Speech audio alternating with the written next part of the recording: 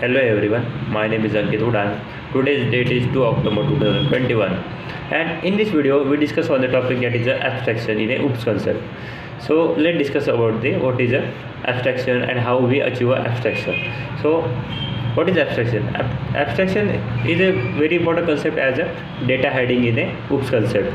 So if I want to hide the data from a specific class and showing its only functionality, so this process also called as a data hiding or a abstraction process.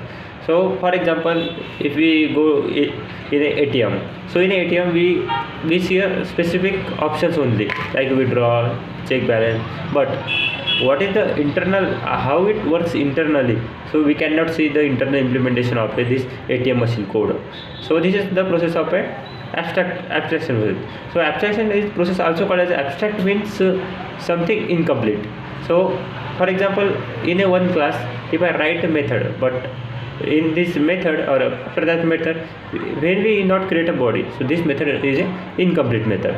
So this incomplete method called as an abstract method, and if I write an abstract method in a specific class, so this class called as an abstract class. So this is about the definition of a abstraction. Now we discuss on the top. Now we discuss on a how we achieve a abstraction. So there are when two ways to achieve a abstraction, that is a abstract class and a interfaces.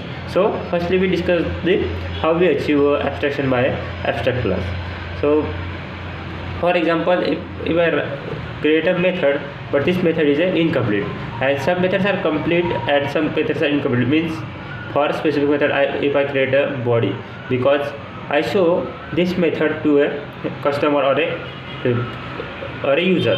So but some process or some methods, if I want to hide this from the specific class, so I create this methods as a abstract method. So after creating this method, abstract means syntax of abstract method are firstly write a access modifier, and after the access modifier write abstract keyword, and after abstract keyword we write a return type, that is a void or a data type of return type. So this is the simple abstract method syntax. Now when we create an abstract method, the class should be required only abstract class. So in the abstract class we again simply write a abstract keyword. So after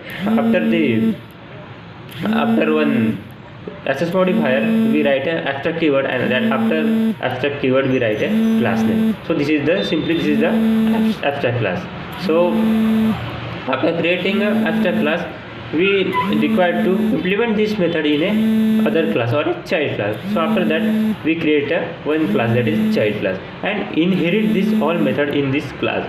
So but in a abstract class or a abstract method, we not extend the class by extend keyword. We use a keyword that is a implement, means we implement this method in another class. So in the child class we acquire all the properties of parent class or abstract class, and in this child class we write a method or implement all the abstract method.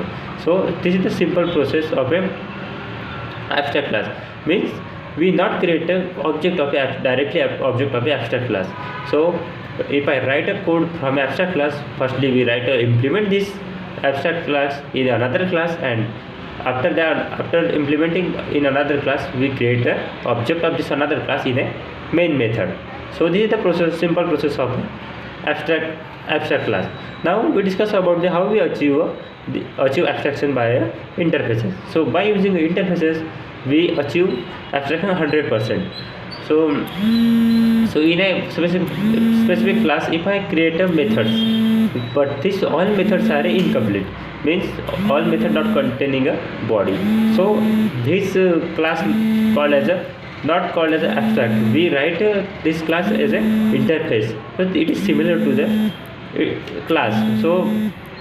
So when we create a class, we not creating that time we not create a class. That time we create a interfaces, and after the creating a interfaces, we not required to write this every method as a abstract method, because in a interface, the methods are by default abstract and the variables are by default the final and static variable. So this is the simple syntax and a variation of a interface class. Then again implement this method in another class like a abstract class, and in this class we write a implement keyword. But in case if I write again abstract method in implement class, so if I implement the interface method again and again, so if we implement the two interfaces, so in a like a parent class and a child class, so that time we not use a implement keyword, that time we use a simply extend keyword like a is a relationship or a inheritance. So this is about the how we achieve abstraction via interfaces, and this is all about the abstraction and how we achieve abstraction. So thank you.